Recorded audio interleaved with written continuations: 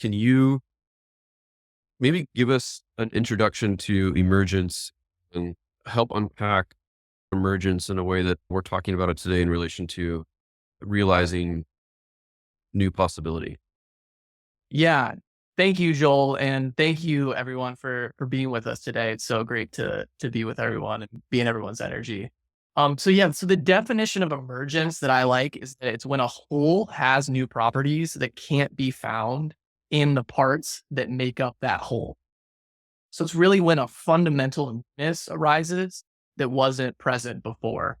So you think about like a cell can do something like protein synthesis, but none of the molecules that make up that cell can do protein synthesis. So it's this fundamentally kind of mysterious and magical aspect of reality, the aspect of the universe that new properties that weren't in the parts can be exhibited by the whole. You think about how two hydrogen atoms come together with an oxygen atom and they make this thing called water, but we can't find water in the hydrogen atoms or the oxygen atoms. You think about yourself as a unique being. We can't find your uniqueness as a being, your personality, your likes, your dislikes, everything that makes you you. We can't find that by just looking at the parts that make up your body. Like you as a whole being are emergence. And this to me is a really like beautiful and key point of emergence. Emergence is not something that's either like not happening or it's happening. It's always happening. And emergence is not something that's at a distance from us. We actually are emergence. Our uniqueness of being, our uniqueness as a self is emergence itself. So emergence is this invitation into the creativity that we are as beings in the universe. So one of the things I love about emergence is that it's fundamentally unpredictable. You can't predict what that new property that the whole is going to have just by looking at the parts. You know, you couldn't take a bunch of molecules and predict the functioning of a cell and the new properties of a cell just by looking at those molecules. Like I said, you couldn't predict the uniqueness of your being. You couldn't predict the poetry you're going to write, the music you're going to create just by looking at the parts of your body or just looking at the cells that make up your body. So it's this non-linear process. You can't go to one step in the emergence process and then have a prediction of what that result, what that property is going to be. So like I said, mysterious. There's this fundamental mystery of what that new property is going to be. And it's magical, really. I mean, how does a new property come into being when that property in the parts that are, that whole, like how does the universe has that capacity? And there's actually a joke that, emergence is a scientifically admissible term for magic. And it really is. And to me, the big insight of emergence is that emergence shows us that creation is driven by relationship.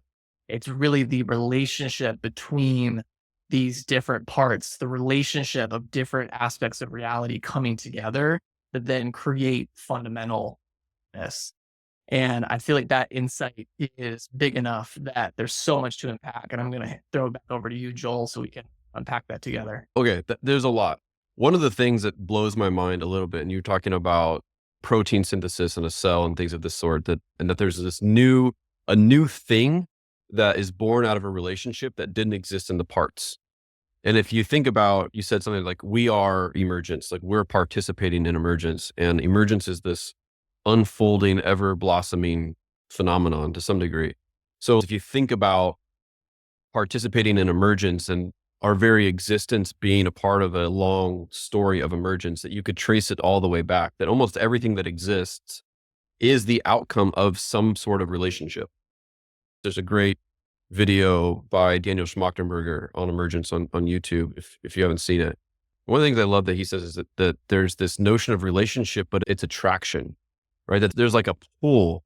And so there's this different kind of affinity between particles that if you didn't have attraction, you would have the Big Bang you would be quantum soup, basically. You wouldn't have this subatomic particle meeting another one that ultimately builds to create something bigger than itself that becomes eventually a mineral or a molecule eventually down the road. which then are the building blocks of all that we know as life today. So I think there's something really phenomenal about like this idea of thinking about emergence as participation in a 13.8 billion year old story. And that's happening now and today. And so the very relationships that we're engaging with aren't just limited to our spatial time construct of today, now, here, but it's fundamentally, innately woven into a story that goes back billions of years. And I think that's a really powerful thing to contextualize our own existence and the decisions that we're making, but specifically the relationships that we're investing in. So I love this Bucky Fuller quote. He says that like gravity is just metaphysical love, right? It's Mm. this idea because it's an attractor. It's something that pulls things together. And our attraction in this group is common affinity for maybe, the kinds of work that we're doing in the world, or an idea, or uh, maybe there's a personal relationship.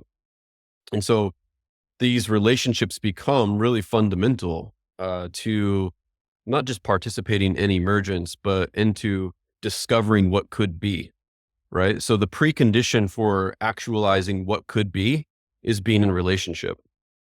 Can you speak a little bit to the nature of these relationships, and maybe how have we gone wrong in our relationships, and where there's entropy, right, which might be destructive emergence, versus the kinds of relationships in which there is creative energy and power that allows us to encounter new possibility? Yeah, so there's entropic relationships and then there's emergent relationships. So emergent relationships actually create properties and lead to emergence. Entropic relationships actually destroy properties that were already there. So like there's certain chemicals that you can bring together and they have an entropic relationship, which means they actually move down to lower order functions. That couple that shows up to your party like really gets the party going. Then there's that couple that shows up to your party and you're like, oh fuck, like just these people are just sucking the air out of the room. They're just like we feel entropic relationships like viscerally in our bodies. Like we all have this experience of like, oh yeah, that couple's feeling very emergent. Oh, that couple's they're entropic. Like, they just come in and just totally kill the vibe. Um, so I would say a frame that I like as far as like the era that we've been in and the era that we're into is I believe in a lot of ways we've been in the era of individuality and we're moving into the era of relationality. And in the era of individuality, I think a lot of our systems have been entropic. You had religious systems that disconnected people from their intuition and their bodies, political systems further fractured the population that they were supposed to be serving. You had economic system that had destroyed the planet in which it rests upon. So in a lot of ways, we've seen this era of individuality that's been dominating the philosophy of individualism and this kind of ontological being the way we make sense of ourselves in relation to the world, being dominated by this idea or these discrete individual beings that have to compete with one another, manipulate the environment, and exploit and dominate. The systems that were created in this um, in this sort of ontological reality that was almost like hostile to relationship, a lot of those systems have been entropic, which further destroyed properties that were already there. And I believe for a lot of different reasons, out of that era into this era of relationality. I see evidence for this in the fact you have stuff like quantum mechanics and complexity theory. You have science actually getting to this truth of interconnection, and science getting to this truth that we are individual, discrete beings. We actually exist web of relationships, a web of relationality, which is what ancient wisdom traditions have been saying for millennium. Uh, and I find really fascinating how ancient wisdom traditions were finding interconnection and finding oneness from a very kind of big picture, looking at the whole. The Western world got really good at breaking everything down into parts and getting really granular. And science went all the way down to the quantum realm, the smallest bits of reality, and found interconnection that way. So you find interconnection and you find relationality by going both directions, looking at the whole and going all the way into parts. And I feel like we're on the precipice of ontological shift into understanding ourselves as relational beings. And the emergence that opens up with that shift is so exciting. The possibilities are just infinite.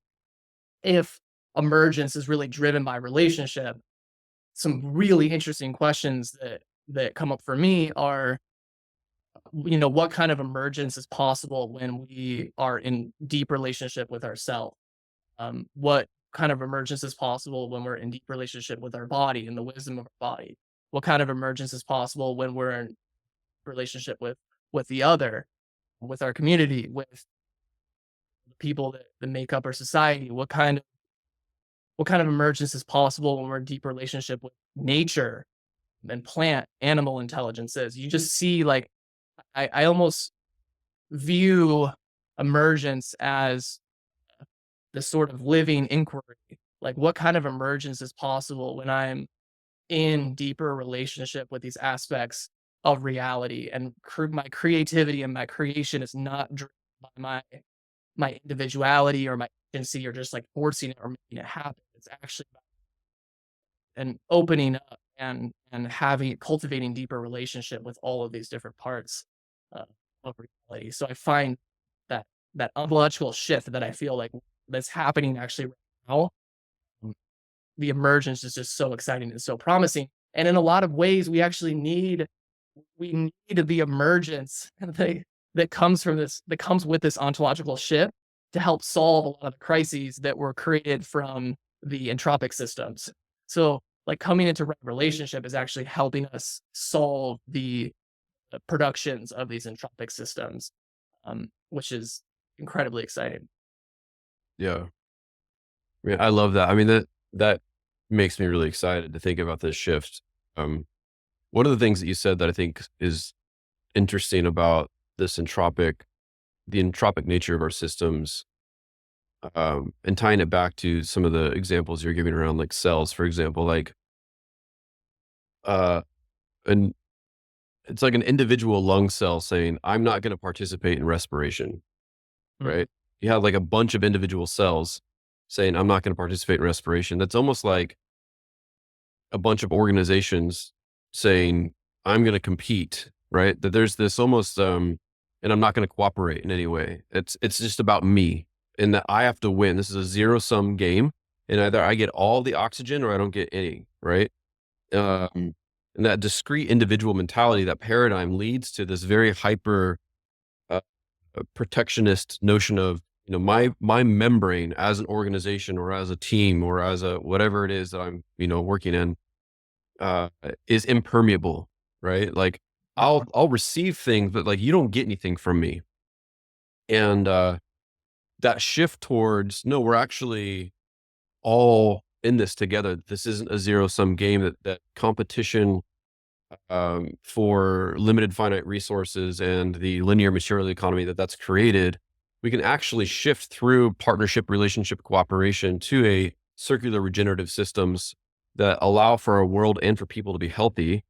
And we do that by having permeable membranes. It doesn't mean that we get rid of our cell structure. We still can be an entity. We can still be our own organization. We can still be these things, but there's a permeable membrane there that we're able to, where value can be exchanged, where resources can be exchanged, where ideas can be exchanged, right? Uh, and because we know that we're in this together as a collective, relationally. And I think that shift is really important. And I'm speaking to organizations specifically, one, because we are one, but also because much of the world is implicated by organizations, whether it's, large public sector institutions or it's large private sector companies and enterprise. Much of our reality, much of the problems that we face as a species, much of our daily living experience, uh, right, is implicated by things like work and school and education and community, which are all facilitated by the platforms of organizations. So I think that the organizational scale is a really interesting scale to think about emergence at. Um, and so as I'm thinking about what does that mean for individuals within an organization, so say a private enterprise, how do you how do you think about this idea of moving from the individual hyper competitive mentality to a more relational, I love that phrase you use, living inquiry. Um, what does that look like? And is this a transcend and include situation, or is it a yes and, or is it a either or? Like, how would you think about this shift? And what is the role of individuality and discrete personhood and just the discrete boundaries of an organization in a world that is emerging? Yeah. Well, what evolution shows us is that emergence happens with the right balance between agency and symbiosis. So we Mm, can't get rid of individuality. We can't get rid of agency. If you deny individuality, it becomes a pathological shadow and has a myriad damaging, ways that it comes up. Um, and so emergence happens through this elegantly ordered complexity is what they call it. Where you have if you bring different things together, but it's all just random and there's no structure, there's not enough structure and not enough order to produce something. It's just a random heap. If you bring things together, but it's too ordered, you have no room for creativity and the kind of non-linear dynamics of emergence, and it limits it, and it's like a machine, and the emergence isn't possible. So there's this like really delicate, beautiful balance between uh, the agency and the symbiosis. Um, the having both of those, having it not be too random and not too structured at the same time. So it's a total transcendent. I feel like as far as this era that I see us into, where understanding our individuality is still important. Like we still have boundaries. We still have it's how we navigate the world. It's how we make sense of the world. In a lot of ways, is having this sense. I'm Trace right here. You're Joel right there. But it's in a large that individuality is actually contextualized in a larger web of relationships and a web of relationality. So we find in life it's always about the balance. right. If you lean too much more towards agency and individualism, have the kind of world that we have today. If you lean too much towards everything's all just one, there's no separation at all. There's a host of other you know problems that you get from that.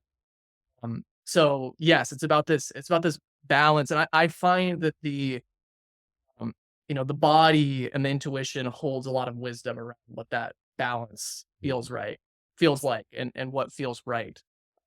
And part of this work is really tapping back into that intelligence of the body, and feeling its messages and its cues about what's the right balance and what feels right.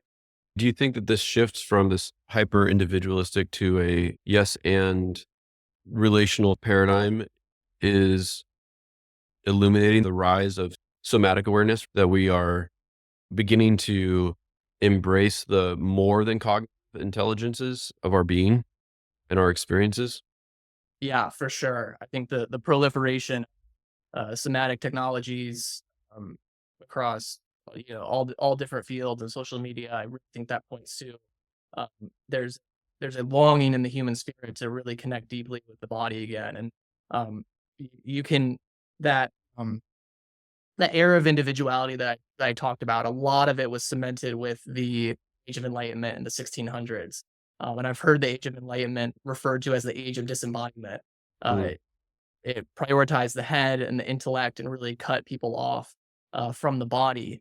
And when we're not in relationship with the body and it's only the head, that relationship is severed and atrophied. And then we see the systems and the creations of modernity, and how it further oppressed other bodies. And we're all well aware of what those systems have produced. So I feel like there's definitely a longing and a desire to connect back into relationship with that ancient intelligence that's much older than the mind. Um, uh, and yes, I definitely think that's a sign of this shift. yeah. Yeah, I really love that. I think that this idea of embodiment is really critical to emergence, just because when we understand ourselves as a body, it's almost impossible to be disconnected from the connections that are so necessary for our existence, right? In your embodiment, you are more aware of hunger and thirst, right? You're more in tune with physicality of relationships. You're in tune with your environment, whether it's the heat or the cold, right? The breeze or the sun. Like these entanglements become amplified in this embodied experience. So I think this understanding of entanglement and embodiment is a big piece of participating in the emergence, but also it's realizing how your own body has an impact on the world around you. Oh, I am creating waste. I stepped on that bug. Oh, I'm a physical thing and I have a physical presence in a physical world, and there's knockout effects to that. And so the way that I exist in relationship as a physical entity is really critical to the ways in which I'm cultivating net positive emergence in the world, right? And, yeah. So there's a few other characteristics I think of emergence and operating within systems. I think you use the language of that non-linear, unpredictable. What are some of the other characteristics that we would see of emergent systems, from this being highly iterative to possibly decentralized to what are some of the other kind of characteristics of emergent resilient systems that you would speak to? Yeah, it's a good question. Yeah, so obviously not iterative, uh, non-linear. I just spoke about the fundamental mystery at the heart of emergence. Like, I feel like emergence invites us into this mystery of reality. The fact that new things can be created that weren't there before, and like that element of emergence, I feel like really just invites us deeper into the mystery at the heart of this experience, and being open to the mystery, changes us in a lot of ways. And we talked about I love that you brought up earlier the attractive forces, how these relationships are driven by attractive forces, um, gravity bringing dust together to create planets, and then those planets brought together through gravity to create solar systems. You had electromagnetism bringing subatomic particles together to create atoms.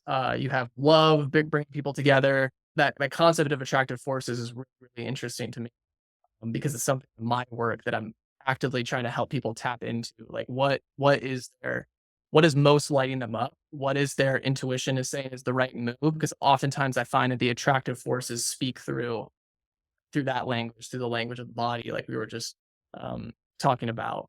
Um, so one of the things I'm really excited for Holon is sort of putting out the energy of like putting out the energy of particular attractive forces, whether it be certain subjects, certain topics, and bringing people together from different disciplines, from different fields, and really having it be this almost like lab of emergence. Like, what are the messages out? What are the energies out to can put out to the collective that tap into those, attractive forces that exist somewhere out in the collective that draw the right people together, and produce emergence. So I find so much of the wisdom around emergence is it's mysterious, it's mystical, it's almost like non-knowable at certain points. There's this fascinating balance of like the science, we can use the science to understand it, and also at the same time the science invites us into this mystery and this fundamental not knowing. Um, and that's just part of the beauty of it. I love that. Adrienne Marie Brown says emergent transformation is not about critical mass, it's about critical connections. Mhm. And I love that because it goes back to relationships, right? And that these relationships that are catalyzed by a common attraction to something.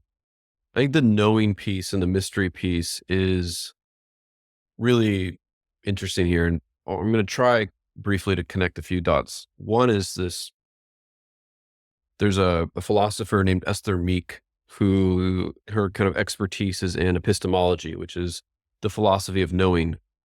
And this is my recollection of her work. I'm gonna do it a great disservice, but the imprint that it made on me when I was studying her work around how we come to know and what is knowledge and these things is that coming to know is fundamentally a relational act that is fundamentally rooted in love. So the way that we think about a very hypercognitive way of learning and coming to know, it's about acquisition of knowledge, right? That there's something to go be acquired, which is not at all how we think about relationships, right? And so if you think about that in relationship to coming to know and knowledge, that there's a relationship there. And so you could say that this love-based knowing, a relationally based knowing, assumes that the thing to be known already exists. And so the discovery, again, discovery being a word from a hyper imperialistic Western culture, is not actually discovery. It's actually self-disclosure. That reality itself discloses itself in relationship to the knower, right? Mm. And so you could say that in that way, Einstein didn't discover quantum physics or the fundamental laws of quantum physics or E equals MC squared, relativity. Relativity wasn't discovered, it was disclosed. That because of Einstein's love for the fundamental governing laws, the universe disclosed itself. It gave a glimpse of itself to Einstein, and he came to know this new knowledge, right? You could say the same thing about art. It doesn't just apply to like empiricism and science. You could say that the Mona Lisa has already all for and always will exist, right? It has always existed, but it came into our temporal existence through love, through a relationship with that mystery, that unknown. And that Da Vinci, in his pursuit of cultivating love and relationship with this thing that was beginning to disclose itself, led to what we now know as the Mona Lisa. But this idea of connecting our knowing to mystery, to emergence, there's something really fascinating here about what does it mean to take time to cultivate a relationship with mystery so that we can come to know and therefore work towards something that doesn't exist right now, but could exist through relationship. And I think that requires stillness. It requires reflection. It requires conversation, right? It requires all sorts of things that I think often get um, suffocated in our day-to-day lives or in our organizations. For example, and this story has been told and this example has been used so many times, it's now a trope, but many of us are familiar with the idea of 20% time, right? Famously, Google said, early days of Google, you can go spend an entire day every single week doing whatever you want. That to me is a way that an organization says, hey, we're going to create space for mystery and the mystic experience of coming to know something that doesn't exist yet. That's the space that you can take to go essentially sit with an idea that is shapeless, formless, but in cultivating a relationship with it, it takes shape. You can begin to see its outline. You can begin to define it and begin to name it and begin to share it. And so I think that's a really core piece of wisdom for organizations that want to be more emergent. The way that most organizations work today is they establish a goal, right? And they have an objective, and then they work towards that future goal objective. The problem is if you're only doing that, what we're finding is that it's becoming increasingly more likely that by the time you reach your goal, the goal is now obsolete and no longer relevant because the world has changed so much. So how do you operate in that world? You still set goals. You still have objectives. You still need to have direction, sense of purpose, etc. And you go back to the unknown, the mystery, and cultivating relationship with possibility. And that's why I referenced the 20% time example. I think this is a great way that organizations, you don't need to go obliterate all of your structure and your hierarchy and all of that, but you can actually participate in collective emergence by empowering individual agency to explore, to sit, to reflect, to engage in mystery and to encounter new ideas in that way. And so that practice, I think, is really core. And honestly, it's not that difficult to implement at an organizational scale. If you want to cultivate a capacity for emergence, be still. Like maybe that's the one liner and it will come to you, right? In your stillness, you will begin to see what could be in a way that you weren't able to see in your busyness. Yeah. Okay. I love all of that. That's fantastic. Kevin, you've had your hand raised for a bit. Do you have a question or a thought you want to throw in there? Oh yeah, thank you. I think you already went there. I was thinking about I'm trying to plug in structures of understanding. So I'm thinking like, what does a practice look like? What is a daily practice like? You just like stillness at work as a practice. So I'm thinking like also questions about authors and other places to get more information to understand, like to ground this conversation in how it's been actualized either in academia or other organizations. So I'm trying to understand. I feel like we've got a really good high level understanding that's been presented. But I'm wondering if with our time remaining, there could be lanes or slots or guardrails placed on what the practice of emergence, creating these conditions, looks like, or how Holon would see that looking. So this could feed into something that's actionable. Yeah. I don't know. Is that question? I don't know if I framed that question well enough to respond to. Yeah, I think I pick it up. So one thing I'll just say is we will compile a list of resources and share with this group after this call today. There's several books that I would point to. There's several YouTube talks by different folks, other resources that we can share for sure. And this theme of emergence will continue to weave into the future conversation. There's several things we've said today, including possibility and embodiment, that are going to be core to the OmniPotential series that we'll be speaking to through this next 5 weeks. So I would say, please come back for those conversations. They're going to be phenomenal. So we'll come back to that. Secondly, I would say, and Trace, I'd love to hear your thoughts on this too. I wonder if this is I'm just going to throw this out there. This could be a terrible thought.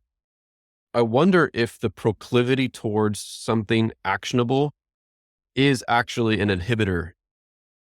And I don't know. Okay, I'm just going to leave that there. How does that hit you? And how would you respond to that? And that's an open question to anyone, I think, Trace included and Kevin. Could you restate that, please? Could the desire for something actionable or the desire to translate an idea into something actionable be an inhibitor to emergent action? Ooh, that's a lovely question. Yes, absolutely. So a sense of urgency to externalize needs is a way to stop emergence because then you're like personally, that would be me forcing it into a capitalistic exchange or some kind of symbolic exchange, right? Like it's a slippery slope. Like Right. I think understanding, hey, what authors are we referring to when we're talking embodiment could be an interesting question to get more scope. But yeah, personally, I find there is a pull between that urgency, which then shuts down the plenum or the manifold of possibility and makes it singular or too focused. And then you lose the bubble or the magic. So I would Right. agree. I mean, one way I would say is that we're so saturated by the idea of optimization and efficiency that I think we often cast that or project optimization and efficiency onto some of these things. And for example, you asked maybe what's one of the ways that Holon would work with people in this? Well, one of the ways that we work with organizations, partner organizations, is by helping them in their core competency and capacities for these things. When we get into that conversation, here's what we always get is that like, how is that productive? That's the question, right? Because, and what's the metric that we can go measure to know that it's effective? And I'm like, I love this question because it's so just drenched in optimization and efficiency heuristics and thinking. Here's my response. Have you ever had a good idea in the shower? Of course. All of us have had an epiphany in the shower. Okay, so was that time that you stood just standing in hot water, was it productive or not? Oh, okay, interesting. So that was stillness, it was relaxation, it was reflective, right? Yet it was hyper valuable. And so I think what we need to do is we need to untether productivity from valuable. And in fact, we use the language of like productive inefficiency. For example, a 10-minute walk makes you 65% more creative than the control group who doesn't do a 10-minute walk, Mhm. according to Stanford, recent study at Stanford. So leaving my desk to go for a 10-minute walk, that's not like the most maximized use of my time in a traditional sense of efficiency, but it's extremely productive because I'm creating new value. I'm giving myself the space and time to encounter something. And that's now where I can begin living at the threshold of emergence rather than just the narrow kind of like, I got to do this thing and the tasks, all on the tyranny of the urgent. Right. Um, Trace, what do you like? What are you thinking about when you hear this dialogue? Yeah, I would just invite everyone to really have emergence be like an active inquiry for you. Start to notice. Uh, it's such a big and such a broad concept, and it's such a huge thing that like I feel like really just sitting with it and establishing and developing, cultivating your own unique relationship with emergence. So noticing emergence in the world around you, noticing aspects of your own creativity and your own emergence, noticing when as you cultivate deeper relationships in your life, how does that impact your creativity? How does that impact the emergence that's happening for you? As you deepen your relationship with your children, with maybe the plants or the trees around your house, like what does that do for your creativity? Because oftentimes this is changing and impacting our creativity, but we're maybe not making the connections between the relationships that we cultivated and that creativity. So I think I'm not against practices at all. And I know you're either, Joel. I know it's not what you're saying, but practices like stillness practices can actually help you get in that space of reflection and inquiry. So I think practices and more structured things are really helpful when it can bring you into that state of inquiry and developing your own unique relationship with this concept of emergence and just letting emergence work on you in its ways. I think that's the path in a lot of ways. Tina, you get your hand raised. Hi. Yeah, just adding the continued, I think all of us have been conditioned in this culture of optimization and productivity and what it means to be born into a first world capitalist society, et cetera, et cetera. And I think all the ways you guys just touched upon that is really beautiful. And it's to some extent, moment by moment, day by day, catching ourselves in the why am I doing the next thing that I'm about to do? Is it an external should that I've just gotten into some sort of rhythm or routine with, which aren't bad to the point of you guys earlier were talking about the amount of order that's necessary, but then the amount of essentially disorder or unknown or liminal space or creativity.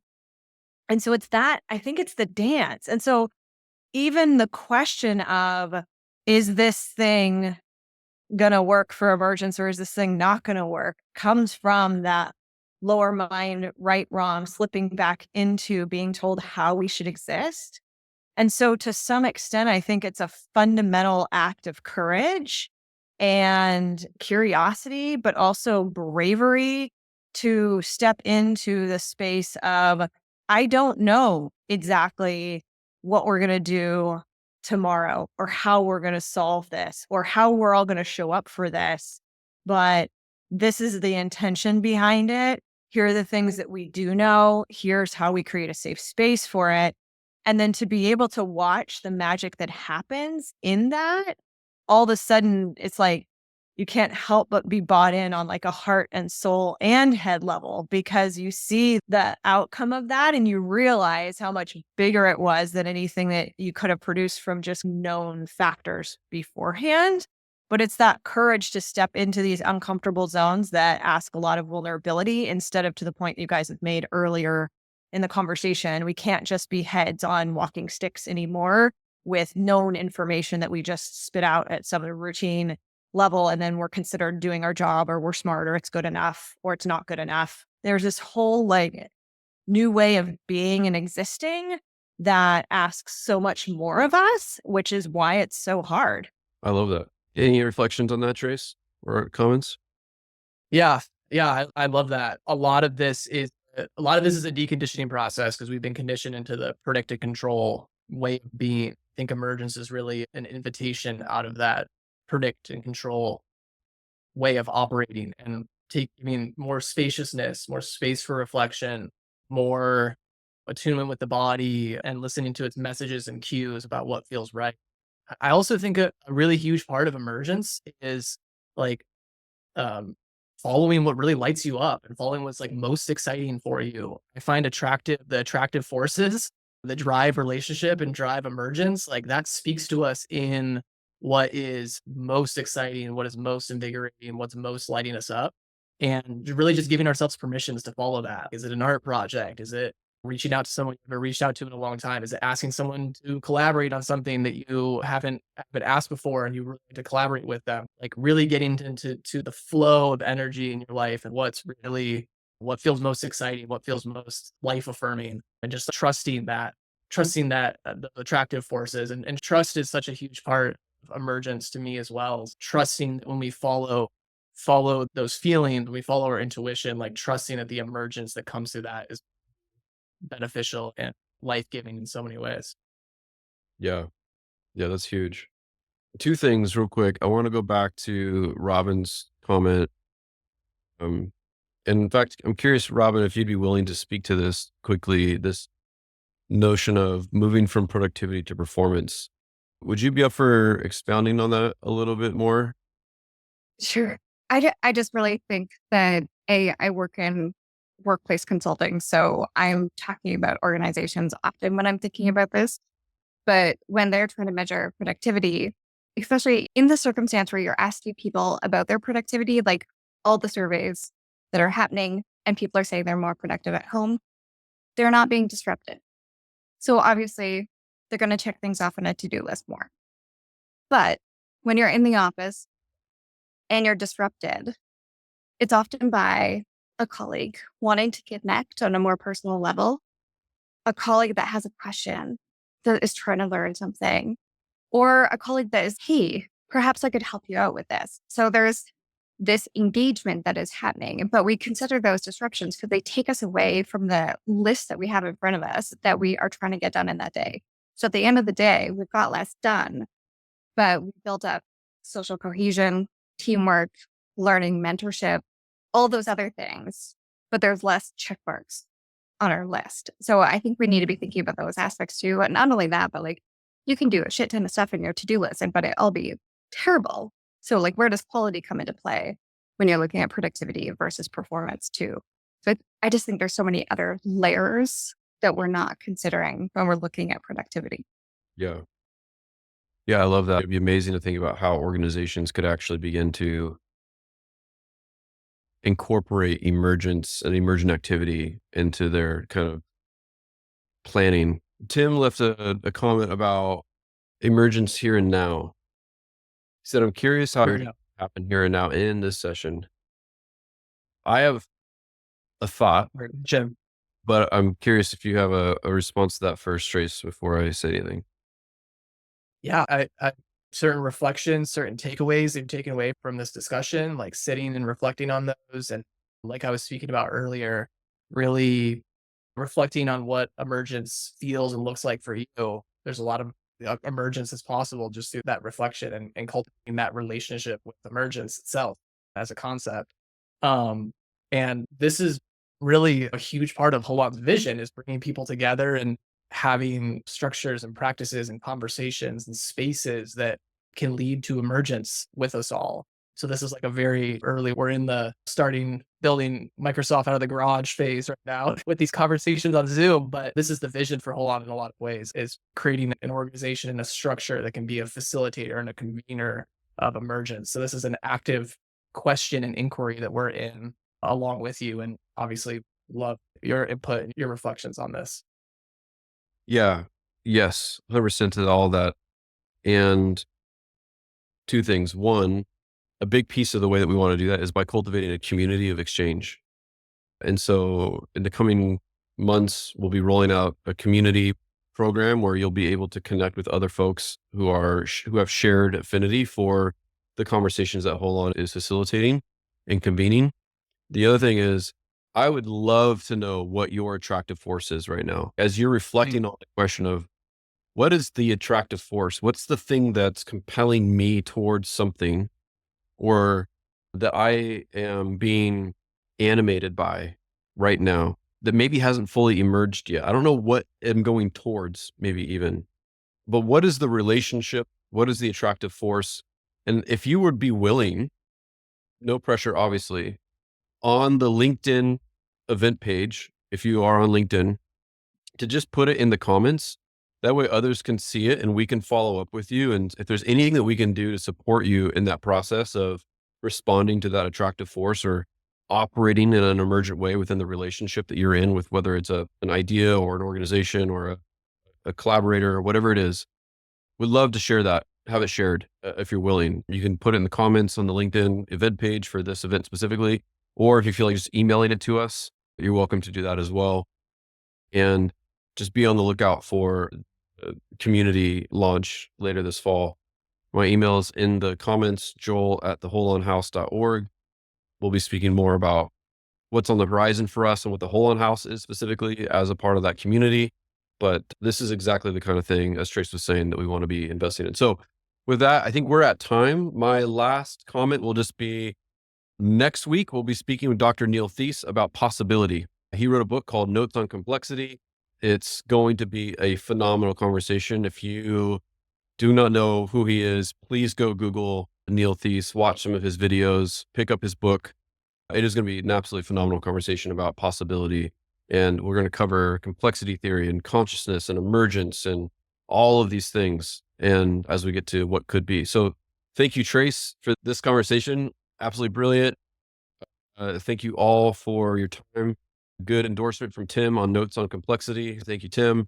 And we'll hope to see you next week. And as I said, we're new. So please, we appreciate your mirroring back to us, and any thoughts, ideas that you want to share with us, we welcome them. And we hope to see you next week. So thank you so much all. Appreciate your time. Thank you, everyone.